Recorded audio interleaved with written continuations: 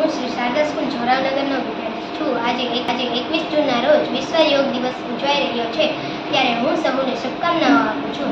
યોગા એ આપણી ભારતીય સંસ્કૃતિને વિશ્વથી મળેલી મન અને શરીરની શાંતિ, પ્રસન્નતા અને સ્વાસ્થ્ય માટેની અનમોલ ભેટ છે.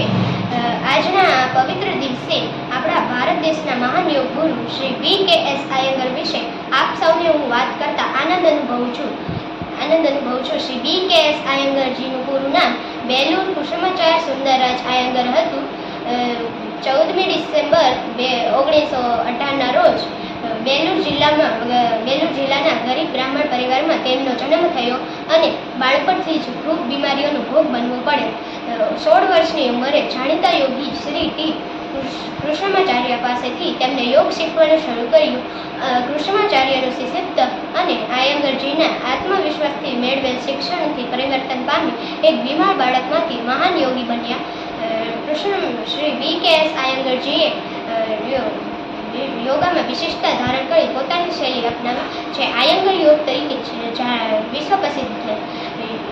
યોગાનો ગાઢ અભ્યાસ કરવા માટે તેમને યોગાને લગતા ઘણા સાધનો પણ વિકસ્યા. તેમના પ્રખ્યાત પુસ્તકો, જાણીતા પુસ્તકો Light on Yoga, Light on Pranayama અને લાઇટ ઓન લાઈફ વગેરે છે. તેઓ સમગ્ર વિશ્વને આપણે ભારત દેશની યોગ વિદ્યાની ઓળખ કરાવી. તેમના પ્રખ્યાત શિક્ષક વાયોલિન વાદક યેહુદીન મેનુહિન હતા. તેઓ યોગાને વિશ્વ સ્તરે માન્યતા આપનાર પ્રથમ યોગ ગુરુ હતા.